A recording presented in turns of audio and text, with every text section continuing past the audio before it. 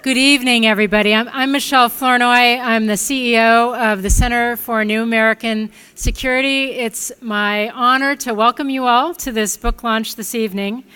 Since its founding in 2007, CNAS has been devoted to the mission of elevating the national security debate.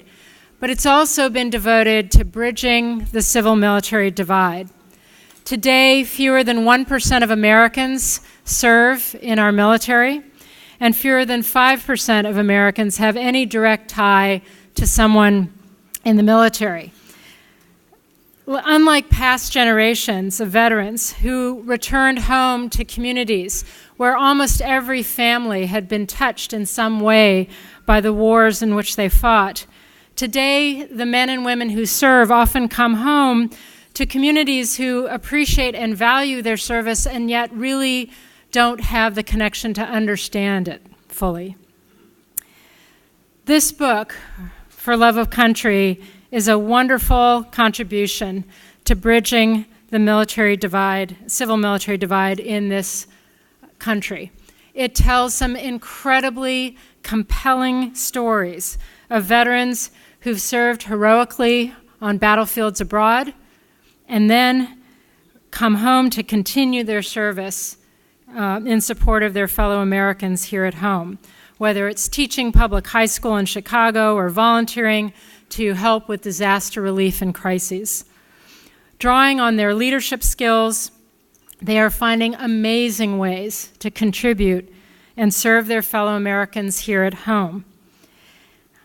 At a time when national service is not compulsory, we as citizens have a lot to learn from these veterans, watching their continued service and really exemplifying for all of us a shared commitment to service that should be one for every American, every U.S. citizen. So we have a lot to learn from them, and we must take care not to rush to put these wars that we've been through over the last dozen years in our rearview mirror so fast that we don't stop to understand and appreciate what these young men and women have done for us. So the question that this book really poses for all of us is, what can we now do to support and honor them? We do have an all-volunteer force, and I would wager that the willingness of future generations to serve, to raise their hands, to take that oath, is going to depend on how we treat and support this generation of returning veterans. They are the next greatest generation in their own right. And so Howard and Rajiv have, as they've argued so beautifully in this book, it is time for us, all of us, to do our part. So before I turn it over to the panel, let me also thank our partner and sponsor in this event. BP has been incredibly generous to make all of this possible, and they are very, very active in this space, and we're very grateful for their support. So with that, let me turn it over to a film and then the panel. Thank you. Starbucks has an armed forces network of veterans, and they had invited Sergeant Petrie, the Medal of Honor recipient, to give a talk.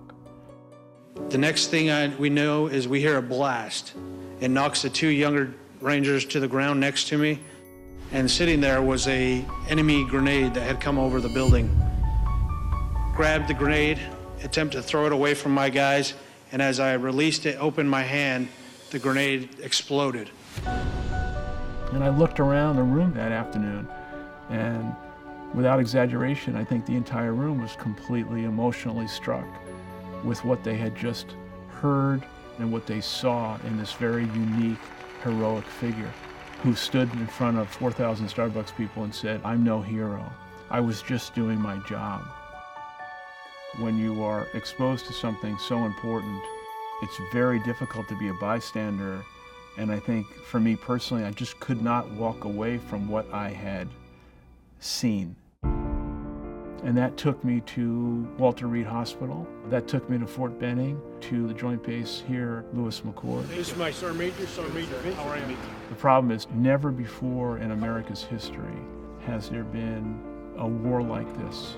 We have an all-volunteer service that represents less than 5% of the population of the country in terms of a direct or indirect relationship with someone who is serving. So as a result of that, the young men and women who are returning are not only not returning to a parade, they're returning to a society that has not been engaged with what they have been doing. So the question is, how can we create awareness? And we came up with a very simple idea. Let's write a very unique book with Rajiv Chandrasekaran, a world-renowned war correspondent at the Washington Post, that would tell 10 stories. The name of the book is For Love of Country. 5 beautifully written stories that highlight 5 warriors in theater, and then 5 stories of heroic people who have come home and done very, very unique things that demonstrate their value to our society. What's different about this book is it shows our veterans not as people who need to be pitied, but as people who have remarkable skills and a remarkable commitment to our nation. They're stepping in the wake of natural disasters to help people rebuild. They're leaving their jobs in the military and going to help in inner city America to serve as teachers and school principals. When you sit with these people and you realize what they have been through, when you sit with someone who's had 7 deployments, who spends 2/3 of the year away from his family, or when you sit with this 9-year-old boy, Max, who has lost his father, when he's asked by his mother, what would you like to put on your father's tombstone, who was killed in Afghanistan? And he says, soldier of kindness. I think if the American public was in my office and they heard this story and met Max, the one thing that they would all say in unison is, how can we help? And there are hundreds of stories like this that need to be told. And that's why we're writing the book.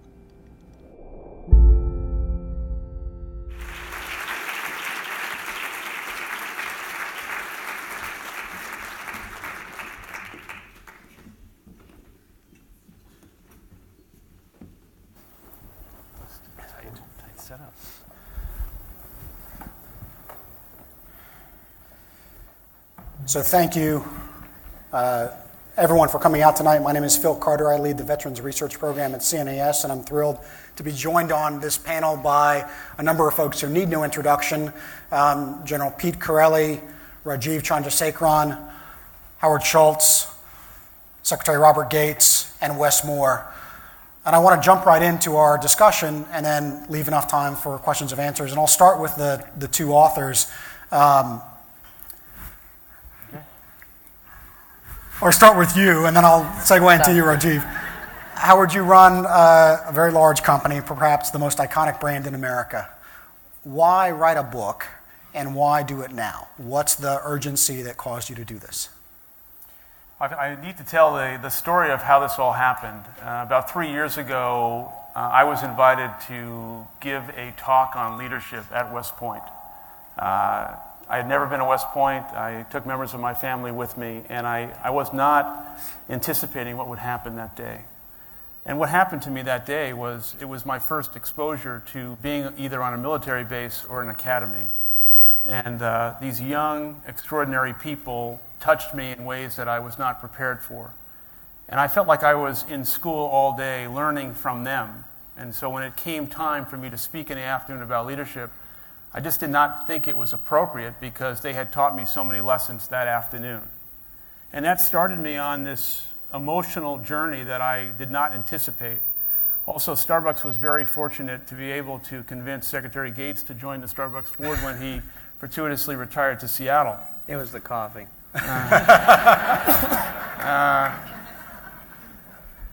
People don't know how funny you are, you know that? That was the beginning, and I think what Michèle said and what the video showed was that 2.5 extraordinary young men and women have served this nation for almost 15 years. 1 million young men and women are now returning to civilian life. One of the unintentional consequences of an all-volunteer force is that the American society, not by design, and it's not their own decision, they just are not engaged in what the sacrifice has meant from these people and their family.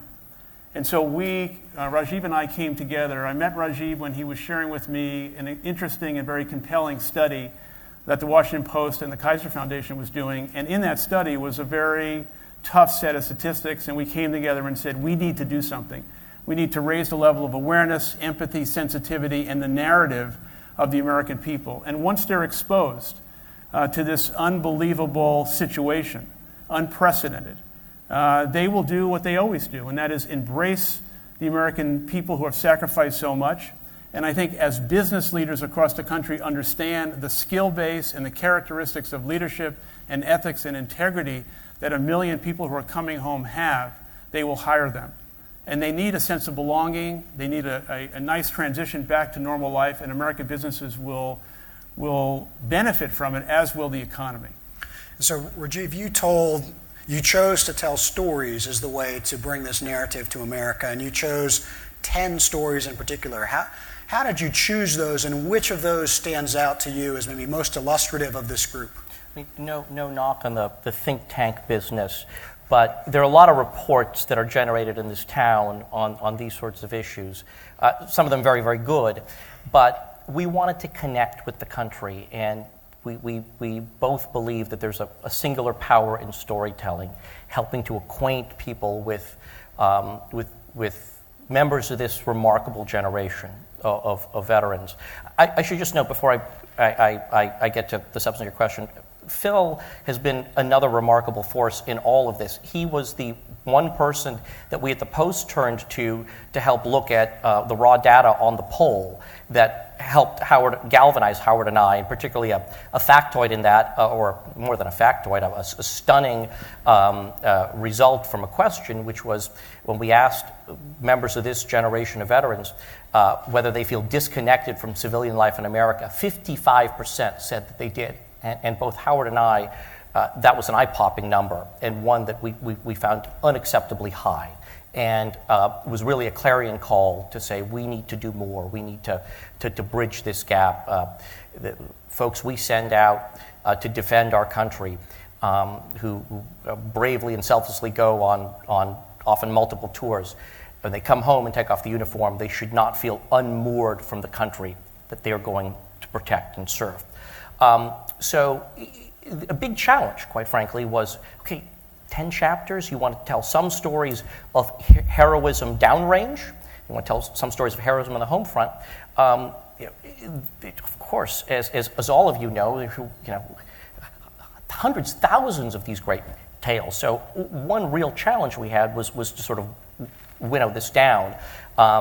And I had some great guidance from current and former military leaders and others in this space who helped advise Howard and I on this. And so we wanted to find a set of stories that are broadly representative, but also really engaging. And what's one of those stories that you think really pops out for you? We opened the book, the story of a man by the name of Bill Krisoff. Bill Krisoff is an orthopedic surgeon. And he has two sons, or he had two sons, pardon me, and both of them joined the Marine Corps. His eldest son, Nate, was tragically killed by an IED outside of Fallujah. Dr. Krisoff went back to practicing medicine after grieving for his son, but treating people's bum knees and bad backs no longer felt meaningful. So a few months later, he called up a Navy recruiter, figuring he might be able to help volunteer his services to the nation. They had a great conversation, Bill and the recruiter. Finally, the recruiter said, "Sir, how old are you?" He said, "I'm 60. Recruiter almost laughed, said, "You're 18 years too old to join the military." But Bill Krisoff wouldn't get out of his mind. A couple of months later, he had an opportunity to meet the president, was invited to listen to President Bush speak to a convention of the American Legion, and afterwards, as a Gold Star father, he and his wife were accorded an audience with the president, who sort of told the Gold Star parents in attendance, "Well, if there's ever anything I can do for you, let me know." One parent put their hand up and said, "I got this issue with my benefits." Another had an issue with some paperwork. Dr. Krisoff goes up to President Bush and says, "Sir, there is one thing you can do for me. I'd like to serve, but they tell me I'm too old." No disrespect, Mr. President, I'm younger than you are. So Bush summons over Karl Rove, get his information, they meet with Pete Pace in 2 days at Crawford, and 3 days later, the day after the meeting with Pete Pace, Bill Kristoff's phone rings. It's the same recruiter who almost laughed at him and said, "I've got orders to meet with you by the end of the day, sir." Now, so Bill joins the Naval Reserve Medical Corps, and those who are sort of involved in this think, okay, he'll do his monthly service, he'll go and do some knee scopes at the Naval Hospital in Balboa, and that's that. 2009, Bill Kristoff goes to Iraq for 7 months. He comes back home to Southern California.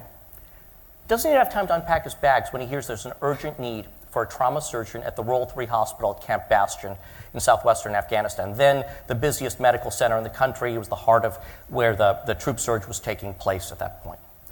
He volunteers to go. Age 63, 7 months, sleeps on a cot in a tent with 10 other men. In those 7 months is either the primary or assisting surgeon on 225 cases, saving the lives of dozens of American, British, and Afghan personnel. Just absolutely, we had an opportunity to meet with one of the individuals who he saved, who he describes as coming onto his operating table as a mangled pile of flesh. And today, that man is living a productive life, is married, works in our intelligence community, commutes up and down I-95 in a specially modified pickup truck. There are many other stories like that from Kristoff's operating table. A father taking the place of his son in the ranks of war, inspired by his son's service.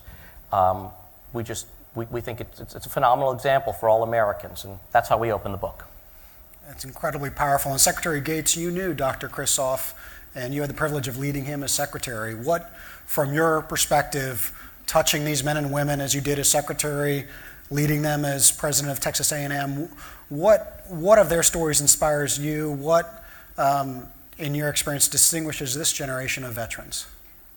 Well, let me first say that I felt like at times that I was pretty effective in moving the Pentagon bureaucracy, but I don't think anybody's ever matched Bill Kristoff's performance, thanks to some support from a guy who was the President of the United States. We did get that paperwork done in about a day and a half. The thing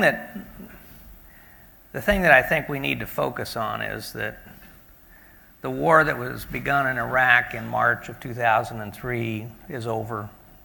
We're re-engaging, but in a very different way. The president has said, in essence, that the war in Afghanistan will be over in 2016. But the reality is, for those who fought, for those who were wounded, and for their families, and for the families of the fallen, these wars will go on for the rest of their lives. And I think what worries them the most, and what worries me the most, is that with time, they're not worried about the hostility that I witnessed post-Vietnam. Their greatest worry is indifference, and that people simply forget. And it all fades into the memory, and yet they are still dealing with their wounds and with their pain. And so I think that, the hardest, there were a lot of things that were hard about the job. Probably the hardest was when I had to write a condolence letter to the family of some kid I had given his diploma at Texas A&M, had watched him be commissioned. I then signed his deployment order to Iraq or Afghanistan, and then had to write his family. So I think what's important about the book, about the concert, is a reminder to the American people that they must not forget that we have an enduring obligation to those who serve, not just to provide medical and financial assistance and so on, but to remember what they did and to remember what they sacrificed. And General Chiarelli, your life in many ways is testimony to that enduring obligation. You appear as a character in the book, and not as a division commander from Iraq, not as a corps commander, but in your last assignment on active duty as Vice Chief of Staff of the Army, leading the fight against the invisible wounds of war, and now as CEO of One Mind, continuing that fight. To be a bit pejorative, what gets you out of the bed in the morning, and what fires you up to do this? What is the source of all that energy that you pour into this, and why do you focus your energies in this way? Well, it was pretty embarrassing for me about the fourth day on the job as Vice Chief of Staff of the Army when somebody brought a chart in and showed me that the most prolific wounds coming out of this war were not the ones that I thought were going to be on the chart. I thought I knew everything. And those wounds were post-traumatic stress and traumatic brain injury, and they far outpaced the number of soldiers that lost arms and legs, and I really didn't know what they were. I didn't know what post-traumatic stress was. I didn't know what traumatic brain injury was. And I had had 2 combat tours. I'd been smart enough to make good use of folks that I had that were combat stress teams to get them up to platoons that had bad days, but I did not know what they were. And I began a process of learning everything I could about it over a 4-year period and spending as much time as I could, because when you see numbers that just dwarf everything else, and when I left, to kind of put it in perspective, 67% of our most seriously wounded with a single VA disqualifying injury at 30% or greater had post-traumatic stress or traumatic brain injury, as opposed to 10% who lost an arm, a leg, or multiple limbs. And that's a shocking figure. So I spent 4 years learning everything I could, realized that even a liberal arts major who avoided biology and all things science, because the field is so in the yesterday. I mean, if you have one of these problems, it's kind of like going back and having a heart attack in 1930. I mean, that's where you are when it comes to medicine. We just don't know enough. I felt it necessary as vice to find out everything I could, and when I came out, I wanted to find a way to help these folks. And you learn something every time, and I've learned something being around Howard. Howard puts this in the right way. I always use the term that it's less than 1% who have served, but in reality, he says it really the right way. It's just less than 5% who have been affected, because that rolls in all the families. And the thing with post-traumatic stress and traumatic brain injury is the total involvement of the family in that process, as that person sits there and struggles with it and is getting help, or sits there and struggles with it and is not getting help. And it's a horrible thing to think that we have youngsters whose parents go off and do the things that we've asked them to do for the last 13 years, and they come home and they live with somebody who has anger management issues, won't go out in public or avoids public, can't take them to a ball game because they can't stand to be in that kind of environment. And I just feel that we need to propel this and move it forward and find answers so that we can help these folks. And Wes, you and I share the experience of having been captains in this war, you in Afghanistan, me in Iraq.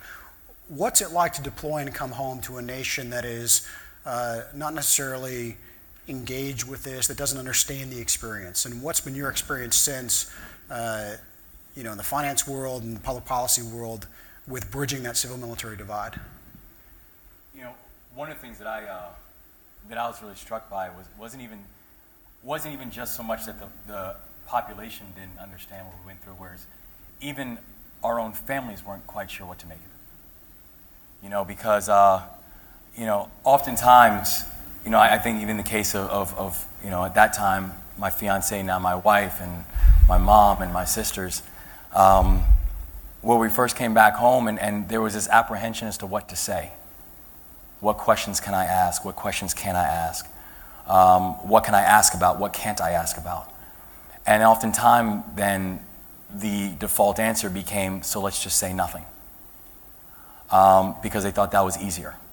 Because they were afraid, and again, it was out of love, but because they were afraid they didn't want to trigger anything.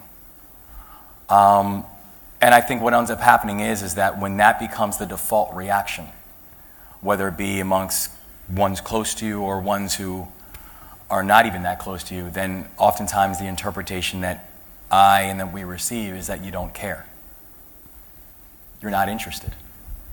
And so I think that the transition was challenged in the way that you wanted to come back and talk about it. You wanted to come back and share stories and speak about things. And oftentimes the people you felt most comfortable with, I think as you see, when you get vets together, it's like nothing ever changed. Or even if you were in different theaters, you guys know exactly what you're talking about because there's that common bond that I think was necessary for that conversation to be fluid and to be honest. And so I think part of the thing that had to be done, and part of why this story becomes so important is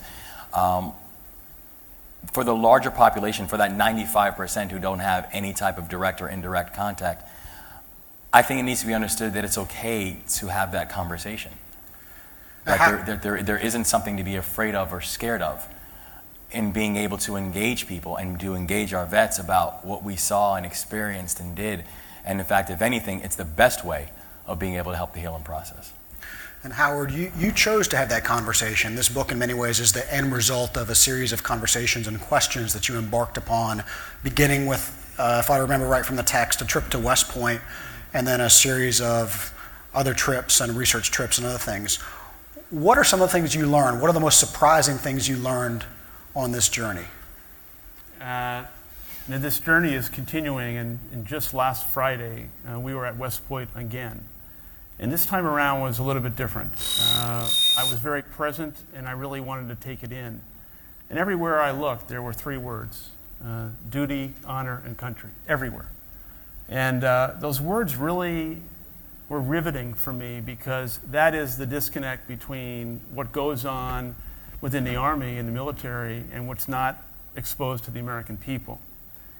I don't think you can have this conversation about the bifurcation between the armed forces and the American people without bringing in the discussion about the Congress and the administration and the fact that most American people have lost trust and confidence in our government. The irony is that the polls say the most trusted public institution in the entire United States is the U.S. military.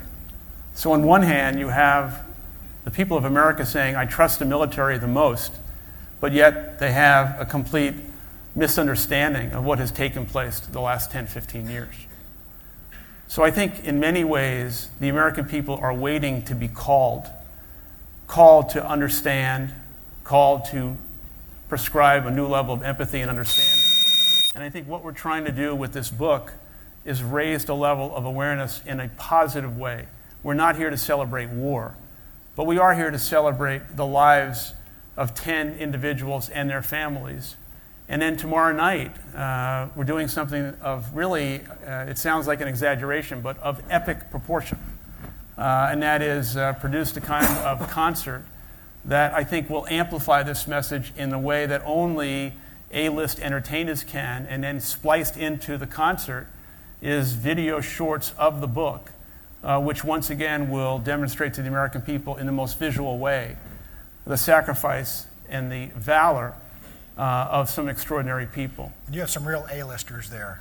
We have a few A-listers, and I must say that everyone that I asked to perform, with no exception, said yes. So Bruce Springsteen, Eminem, Rihanna, Carrie Underwood, Metallica, Zach Brown, just a few. Which of the stories spoke to you as, particularly powerful? Of the 10 that you put forward, your colleague Rajiv talked about Dr. Kristoff. I have my favorite. I'm curious which one inspired you. The last chapter of the book and in the video, you saw a young boy named Max. And I think one of the problems many times is that the way the war is covered is with large statistics and numbers. But it has to be personal. And when you're sitting in a room with a mother and an 8-year-old boy, and they tell you in the most emotional, riveting way their story, and the mother in front of you asked Max to tell you his story of when his mother asked him literally, what would you like to put on your dad's tombstone? And he says, soldier of kindness. And you're in that room, and you're holding back the tears, you're holding back the emotion, and you're trying to be strong. And as soon as they leave the office, you realize you've just been exposed to something, and you can't be a bystander. And I think this is what we're trying to do, is kind of shake the American people up a little bit and say we cannot be a bystander. We must engage. I think you just said it so well. We must interact in a way that's very different than turning our back and saying this did not happen to me. I don't know anybody. This is one society, one America, and we must do this together. Secretary Gates, you write in your memoir quite movingly of your connection with this generation of service members, born through your long career in national security, but in many ways you are also part of the 5%. What are some ideas in your experience that would work to bridge the civil-military divide? How can we better knit together the nation with those who serve? Well, I think that, first of all, an important initiative that's going on across the country is the effort by large companies like Starbucks to provide employment opportunities for veterans. So Starbucks has committed to hire 10,000 veterans. Some of the major Wall Street firms have committed to hire a large number of veterans. I'm chairing a military advisory committee for the ride service Uber, which is committed to bring on board 50,000 entrepreneur drivers over the next 18 months. Walmart has committed to hiring a number of veterans. And I think the key is for the veterans to be able to have some choices. For those who want to be able to work in big companies, for those who want to be entrepreneurs, who want to work on their own and set their own hours. I think that this employment aspect is critically important because most of those who've served want to get back to a normal life. They want to support their families. They want to have a respectable job. They want to have a career. And they want to continue giving back to their communities, which is something that they can do not only through their work, but if they have full-time employment, being able to continue contributing. And I think that that's a critically important aspect. I spoke at West Point a couple of years ago, and I think that there's another piece to this, which is also for the military to work at not letting themselves be segregated from the rest of the American people.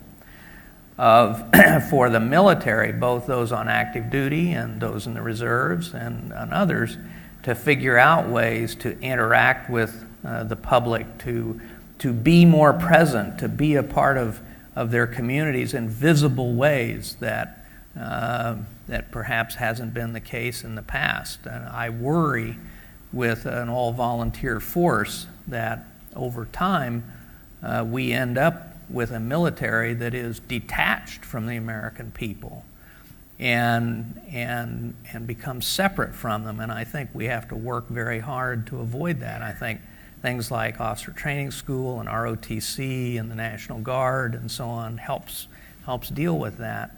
But I think both sides of this equation have to work at how the military is seen as a more visible presence and as part of the community. But I come back to the employment because I think this is about self-respect. This is about a feeling of continuing to contribute and to be a productive member of society and of American culture. And we talk about military discipline and military loyalty and trainability and so on. I think what a lot of people miss is that this is a huge number of extraordinarily creative problem solvers.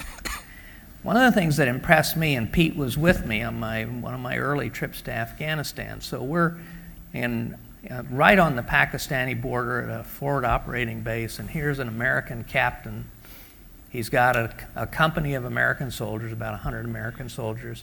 He's training 100 Afghan soldiers. He's building roads. He's building schools. he's dealing with tribal councils, and he's fighting a war at the same time. And I told Pete, it's going to be a hell of a thing for him to go back selling shoes. But the reality is these people have come away with amazing experiences and amazing skills in terms of problem solving and initiative and so on that every business should want. So there are a lot of things that you can talk about in terms of getting the military and the civilian society back together. But at the end of the day, I think, and I defer to you guys, but I think what's most important to them is a satisfying career they can be proud of, where they can raise their families and be a part of the community and continue to give back. And I agree completely. Unfortunately, the data still shows that unemployment for post 9/11 veterans, particularly that are younger and don't have their college degrees yet, is stubbornly higher than the national average. And I guess back to you, Howard, as the businessman among us. Let me just say, I think the key here is what you just said. So I worry. So the national unemployment rate, I think, is about 5.8% or something like that now. And the overall rate for post 9/11 veterans is like 7.2%. But I think to the point you were about to make, that overlooks two categories of people that are important. One is the younger veterans, the younger cadre in their early 20s who have just gotten out of the military, but it also overlooks military spouses. And the unemployment rates for military spouses is in the high 20s or low 30s. So, and this is a part of the family. I mean, look at this audience. How many of you, both members of a couple, work? So this is a part of the problem as well. Can I mention something about please, this? Pete. You know, I'm proud of the fact that we finally kind of put the focus on the hidden wounds of war, but at the same time, it's a double-edged sword. And the narrative we have today that everybody that comes back from Iraq or Afghanistan is a broken individual. And that's just not the case. And even those who are suffering these problems can get the help that they need and can do quite fine, thank you very much. I think the most shocking experience I've had since I retired was to go into a Fortune 500 company and speak in front of a veterans group. And I had that obligatory meeting prior to sitting down and talking to the veterans group, and they had a large veterans group that they'd put together. And I said, well, what can I do to help you? And the head of their veterans group looked at me and said, well, you know, our number one problem is getting veterans to identify. And I was absolutely shocked. Here I had spent 40 years in the United States Army, and you're telling me that I would walk into a place and try to hide the fact that I'm a veteran? And it's this idea, and I've talked to other folks who tell me they have this exactly same experience. You set up these groups, but you can't get the veterans to self-identify because they're afraid that somebody that they work with is going to think that, you know, they're going to do something inappropriate, or as it is portrayed so many times, it's an either-or situation. And I think that's really, really dangerous. The vast majority of the folks who've deployed for the last 13 years are quite fine, thank you very much. But at the same time, we need to help those who need the help. And that for us was an essential challenge in framing this book. We didn't want to shirk away from the difficulties some members of this generation of veterans are having in their transitions, the physical and mental wounds that they bear. Yet the narrative for so long has been focused on the problems. And I'm not here to slam the mainstream media, of which I'm a part of. And I think there's been some excellent reporting done about really abominable treatment of veterans. For instance, the reporting about atrocious conditions years ago at Walter Reed, and the challenges that others have with post-traumatic stress and TBI and so forth.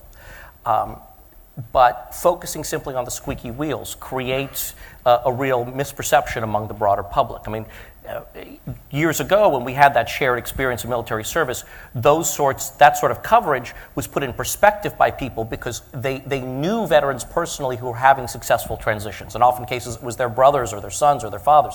Here we don't have that. So For instance, when we write about TBI, we wrote about it through the lens of General Chiarelli. And not, why I think he's so amazing, not just everything he did in uniform. We focused on his life after he retired.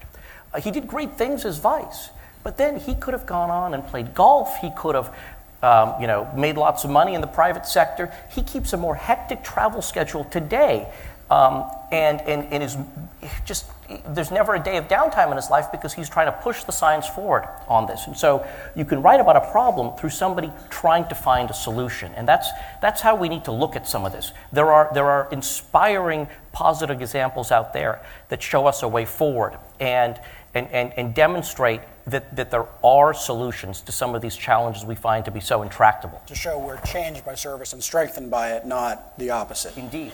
And to close before we go to Q&A, you end the book with a call to action, and you put the burden on all of us to do more. What are some of those things that you ask us to do as a nation? Can I just bring up one thing? Of course. Okay.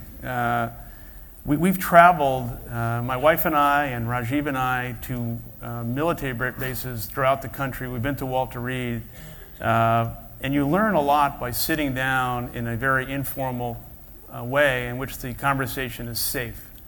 And we heard many things, but when you hear the following statement from a young enlisted person who says, basically, I have more fear and more trepidation about going to a job interview than I do about going back to Afghanistan. Now, when you hear that, you got to take a step back and say, well, how is that possible? And it's possible because, for one thing, this particular war has seen multiple deployments. I don't know what the average is. Secretary Gates, you might know what the average number of deployments is, but 2, 3, 4, 5? That's a number? I don't know if there is an average. There's not an average, but Okay. there have been 2.7 million men and women deployed for Iraq, Afghanistan, and other theaters. Well, I'm bringing that up because the family has been impacted so dramatically. This is not one deployment, come home, and then go back to normal life. Their normal life has not been anything but that, because they've gone back and forth, and the impact on the family. So the second thing is trying to find someone who has either written a resume or actually had a job interview, because many of the enlisted people who are now transitioning back into civilian life have not had a traditional job, and if they did, it was a number of years ago. So there needs to be a transitional opportunity to help young veterans transition back by giving them the tools and the resources. And then the company must understand that there needs to be, within the DNA of the organization, imprinted within the HR department, veterans themselves who know the language, understand the anxiety, and can recognize the unique talent and characteristics, and as a result of that, bring them into the organization. Then we need to use the level of innovation and reinvention of social media to tell these stories in a way that they become authentic and real, and as a result of that, more companies will hire them. And your call to action? My call to action is every business in America, small or large, must understand the value that veterans can bring to their respective organization. That's one. We live in a knowledge economy. We have to do everything we can to provide educational services to veterans, and I think that has a lot to do with Congress, the GI Bill, and try and work with the private sector and the government in a way that can elevate that opportunity.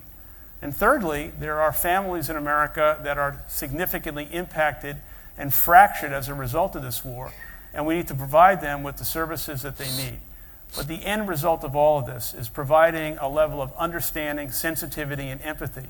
If the entire American population could become more deeply involved in your local community with community-based organizations, and there are thousands of them, volunteer and help veterans become, to transition back more smoothly back into our society, that would be the biggest help of all. Can I just reinforce one thing that Howard has said? We recruit most of our military today from medium to small towns and rural areas, not from the big cities. And so what big companies are doing is really important. But what is equally important, if not more so, is for small companies and medium countries out there in the countryside, in the Midwest and the South and the Mountain West and so on, to look for opportunities to hire veterans who have come home and want to stay home, who may not want to move to a big city. But there aren't big companies. Starbucks happily is in most of those towns, so there's opportunities there. But for other companies that are local companies and so on, those are the kinds of people, frankly, that we need to figure out a way to galvanize. Big business has actually taken this on in a pretty good way. It's those small and medium-sized businesses in small and medium-sized towns and rural areas that we need to get involved in this process. Wes? And just to compound, I think that's absolutely right. And I think another thing we also have to put a higher stress on is veterans' ability to actually get post-secondary degrees. You know, there are a whole lot of folks, even folks in this room here. I know, Paul from IVA and, a collection of others who have been really at the tip of the spear of helping to push the new, GI Bill. A GI Bill is incredibly generous. But the number of vets who actually will start college and not complete is a significant problem. And it's a problem because it's difficult to talk about employment if you don't also have the credentialing that employers are then looking for filling out their workforce. So giving veterans opportunities not just of being able to start school, but then actually finish up the process becomes incredibly important, and especially for those who might not find themselves in big cities or the such. But if you look at that unemployment rate amongst veterans, unemployment rates amongst spouses and family members, for those who have post-secondary degrees, the unemployment rate is actually relatively low. The reason we start kicking up significantly is for those who have either zero or only a portion of their post-secondary degrees completed. That's right, and you mentioned Paul and IVA. IVA is one of the 16 organizations being recognized by the Schultz Family Foundation and this book effort as worthy of support.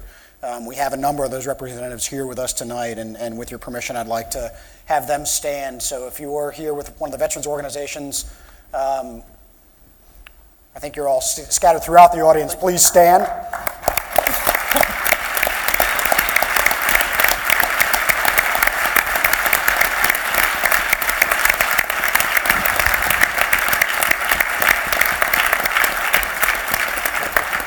You all are part of the massive, to use Admiral Mullen's term, sea of goodwill that is buoying the veterans community and filling the gaps between the public and the private sector and helping so many young men and women and older men and women come home to succeed. I now want to open it up to questions from the audience about the book and about this subject. I would ask that you keep it brief, keep it as a question, and keep it respectful. We have microphones in the two aisles. For efficiency's sake, it may work best to simply line up behind them. And yes, ma'am. I'm Mitzi Worth. Is this on? Yes. It is now. I'm Mitzi Worth. I'm with the Naval Postgraduate School, and I'm going to step a little outside of your question. I'm looking at what are the new things we're going to have to train our new warriors into learning, because the world is very different now than it was the world you all saved in. And Secretary Gates, I'd like you to give me some ideas, because I'm mobilizing people within the Defense Department to start thinking about this. Well, General Chiarelli talked about having avoided biology. I got a D in freshman calculus. But one of the areas where I think people are, where we filled the military schoolhouses and where it's clearly a major threat area for the future is cyber. And clearly the mathematical skills that go along with that. My mantra when I was secretary was that if you look back over the last 40 years, our record since Vietnam in predicting where we will use our military next and how, even 6 months out, is perfect. We have never once gotten it right. And so how do you build a military that has, in terms of training and equipment, the maximum possible versatility for the broadest possible range of conflict? So I think that's a real challenge for the military. And I think, you can point to cyber, you can point to some of the other challenges that we're facing, the anti-access, anti-denial, or the presence denial that's going on in the Far East and places like that. But I actually think that our professional military educators and the various organizations in the military are doing a pretty good job of training young people in particular with the technical skills that they need to face the threats that we will inevitably confront in the future. I think the key is, more broadly, my biggest concern when I was secretary, and I talked to Pete and to Ray Odierno and various others about this, the Commandant of the Marine Corps, I think that the bigger challenge is, particularly for those who have served in Iraq and Afghanistan and are coming home and continuing their military careers, I told them these guys have had these men and women have had an extraordinary independence. They've been allowed to exercise their entrepreneurial skills. They've been challenged. It's basically the captain's war. These are small unit conflicts. So these guys have had a lot of opportunity to innovate and so on. So you put those people in a cubicle doing PowerPoints, you're going to lose them. They're going to get out of the military. You got to figure out a way, whether it's sending them to graduate school or into the corporate world on assignment for a year or two, a variety of experiences that make it still interesting for these people, or you're going to lose them. So I think how you challenge both the younger enlisted and officers who have come out of these two wars and want to stay in the military is frankly a bigger challenge for the services than teaching them the technical skills. Christy? Thanks, Phil. Christy Kaufman, I run a nonprofit called the Coda Support Foundation. We do direct support for military veteran families that are struggling. I'm really excited to the fact that you have this platform with the book and the concert. I think one of the challenges that we face in this community is that we preach to the choir a lot, so it's great to see that the concert will widen that scope. My question to all of you is, how do we keep that going? I mean, I think of, Starbucks, you guys have coffee houses all over the place. It's a place where people dialogue. Can we use that as an opportunity to really bridge the divide by hosting conversations, whether it's at Starbucks, or we did a really cool thing a couple years ago in Times Square where they created a dialogue station. And General Salisbury, the CEO of our organization, I sat there for 8 hours, and we had Americans in Times Square just come in and talk, just so we could have the conversation. So I think that beyond the books and the concerts, how do we all figure out a way to really engage Americans in just getting to know us? And that has to happen in kind of a casual way, but it has to have a platform. I just wanted to get your thoughts on that. Rajiv, help me out here. We're hoping this book will help start a national conversation in quarters where people have largely tuned out. And in partnership with some of the great entrepreneurial VSOs, veteran service organizations of this generation, we're hoping the book will help to spark some community conversations around the country. We've been so impressed by some of these new VSOs, folks like Team Red, White, and Blue and others, what they're doing to help at a local level bridge the civ-mil gap.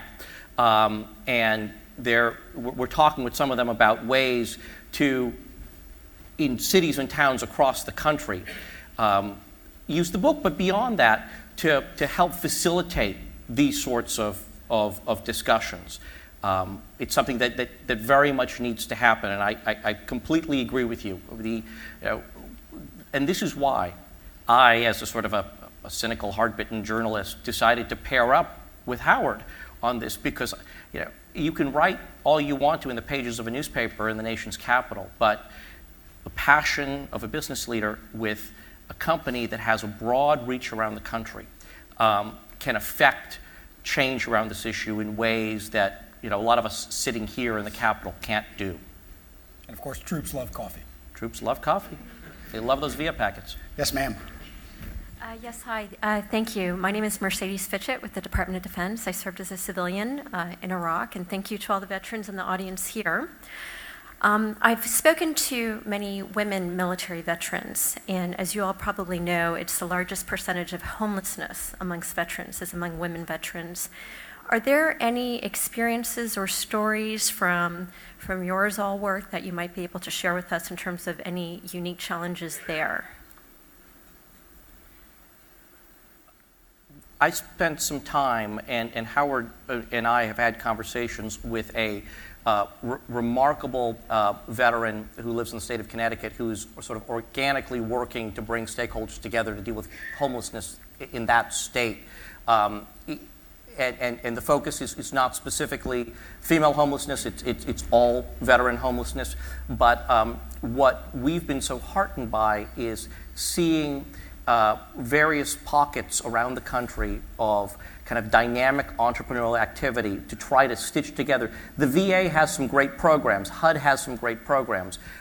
There's a lot of work being done in the not-for-profit space, but there are a lot of seams and gaps. And what we saw in Connecticut was the work of a very dynamic entrepreneurial person who was making all this happen. We write a little bit about him in the epilogue of the book.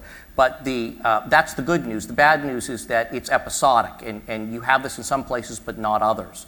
And there needs to be a better way to find a way to address those gaps in places where you're not blessed to have somebody who is smart and creative and willing to devote a lot of time to try to fix all of the problems that exist between the various federal and state programs that are there to help. If I can just say another thing that often happens, especially we're talking about the female veteran population, oftentimes what you then also see a kick up is how many kids then end up homeless as well, which oftentimes is not the most frequently understood part of the war, because when people think about the war, it isn't always female faces that people think about.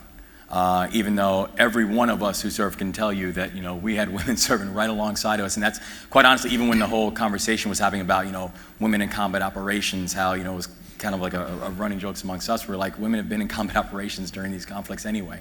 So I could see what the big challenge was, or what a big transition that was going to be.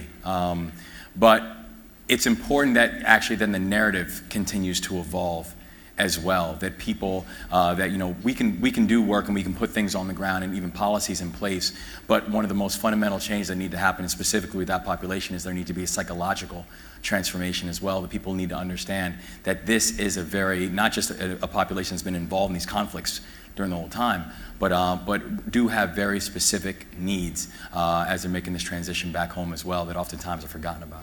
And one of the messages that comes through, as we go into tomorrow and we think about people serving veterans and giving them free blooming onions and so forth, your book makes a beautiful case for organizations like The Mission Continues and Team Rubicon and what they're doing to continue serving at home and really change the narrative through their work. And on the homelessness space in particular, service platoons are going around Phoenix and Los Angeles and literally matching people to beds in very innovative ways. This is a generation of veterans who all put their hand up to serve. It's not a draft army.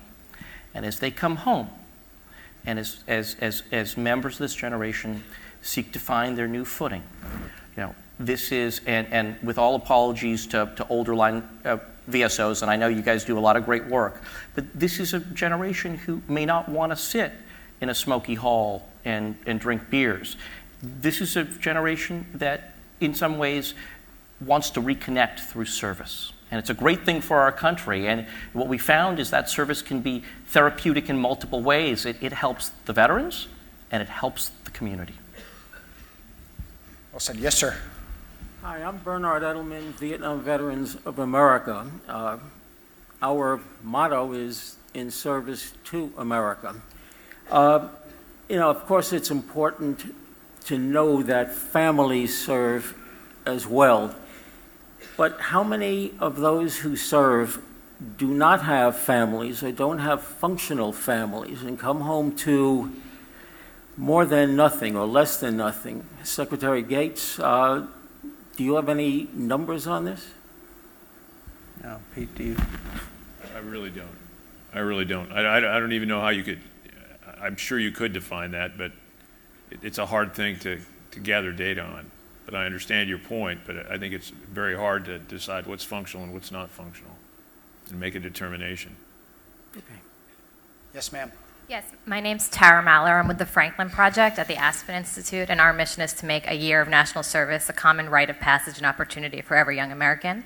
I know many of you are involved in the project, and I was wondering, we spoke a lot about a call to action, and I just wonder if we're asking enough. Less than 1% of Americans serve in the military. The number used to be, I think it was 12 or 13% during the World War II period.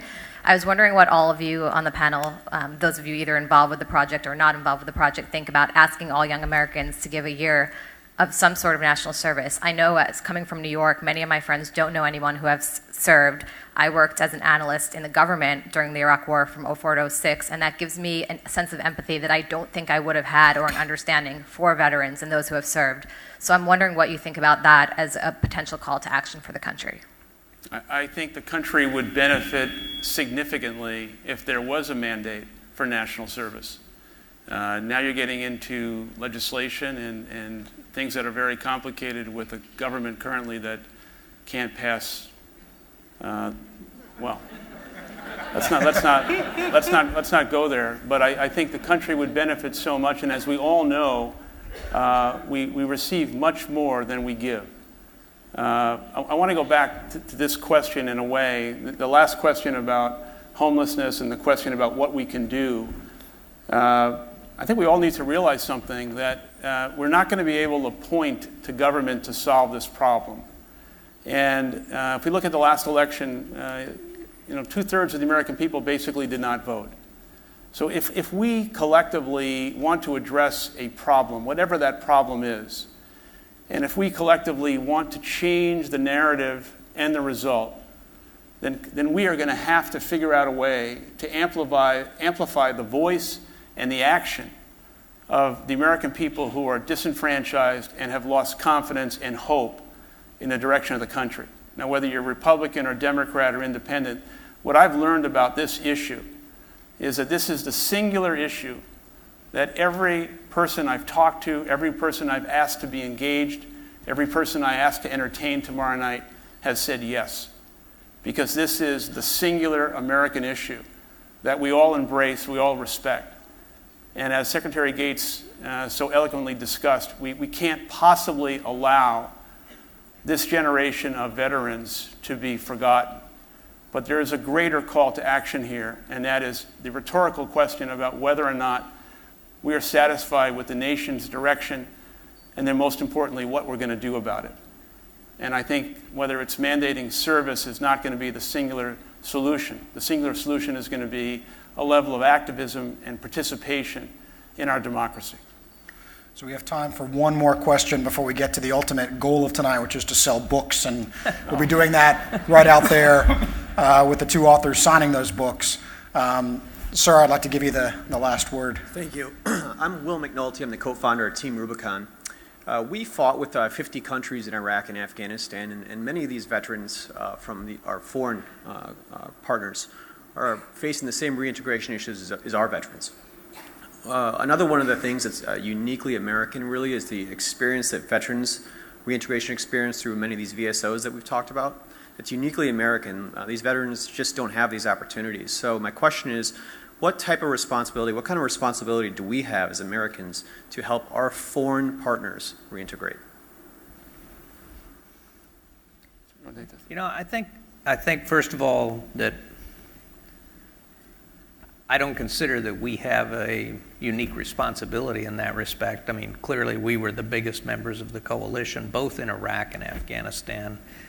But I would say this, and it is a fundamental cultural difference that distinguishes the United States from virtually every other society in the world, and that is the breadth of voluntarism in this country. And the role it has played in our society almost back to the beginning of the Republic. Civic organizations and a host and churches, the role of churches and so on in terms of trying to help fellow citizens. And frankly, one of the worries that I have for this country is that people are becoming more disconnected from one another. That voluntarism in this country is suffering as people don't join organizations the way they used to, where they work for a common purpose or to try and better their community and so on. But I mean, you look around this room and the different groups, and I think you mentioned earlier 40,000 groups trying to help veterans and so on. Part of the challenge in trying to pass on to our allies is that there are very few organizations outside of government in those other countries that have the kind of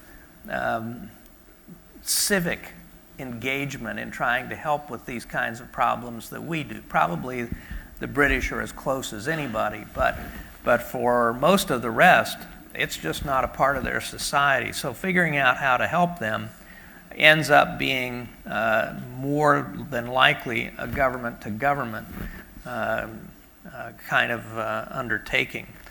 But I think that there is more that can be done in that regard. But again, I think the problem is there's nobody to answer the phone at the other end in a lot of these countries. Thank you.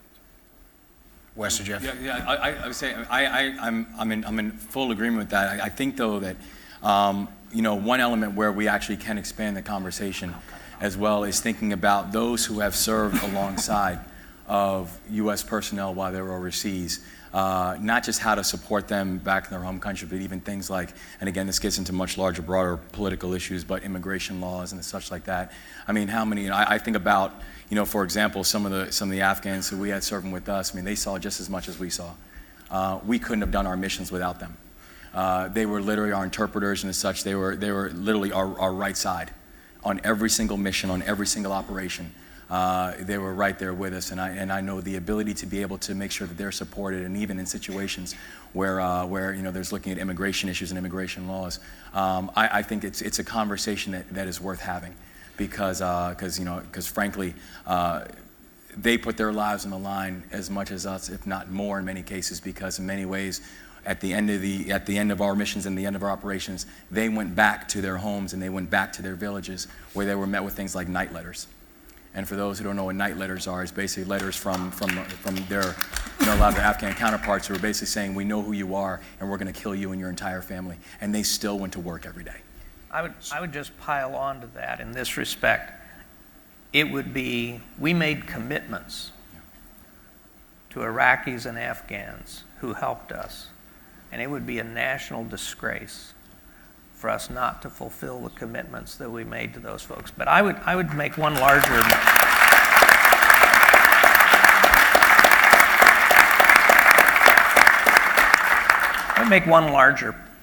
point, and frankly, I don't have a solution for it.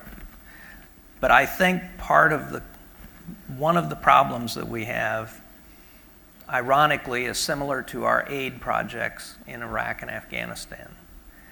And that is that we have no mechanism for consolidating information on what every different group is doing and what's working and what's not. What are the best practices? What's been successful? What has failed? Where should we reallocate resources because this has been a good idea? We had none of that in Iraq and Afghanistan when it came to aid projects.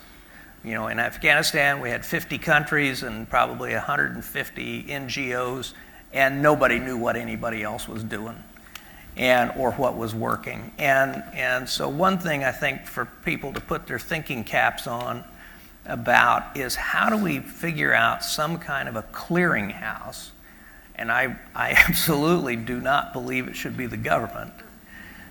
In terms of the volunteer organizations in this country where we can share information about best practices and what's working, and so we can learn from each other in this process. So I want to thank everyone, and in particular our supporters, BP, for bringing tonight's conversation together. I want to give the last word to the two authors, Rajiv Chandrasekaran and Howard Schultz, author of For Love of Country? Well, you know, in a moment where we feel that there's much going wrong in Washington and we live in a town that is so polarized and dysfunctional, this room really heartens me tonight to see so many veterans in the audience, to see so many VSOs who do such great work all across the country, and it's been a real privilege to have gotten to know some of these groups better and to spend time with them. And then to see my fellow panelists up here, to see distinguished public servants who continue to stay engaged on these issues and use their brilliance and influence to really help move the needle, to see veterans continuing to stay engaged and want to make this situation fundamentally better for millions of their comrades, and to see such dynamic leadership from a great American business leader who I call a friend and a partner. And it gives me great hope that there is this coming together across multiple walks of our American life to try to do something that is right and noble, and we all as Americans must address with our unquestioned commitment. I would say very briefly, Veterans Day is going to come and go. The book is published, people will read it, and they will go on to the next thing. The concert is one event. We need to all recognize our collective responsibility into doing everything we possibly can to continue to elevate the dialogue, the respect, the honor that these extraordinary people and their families have sacrificed so much for us. Thank you very much. Thank you.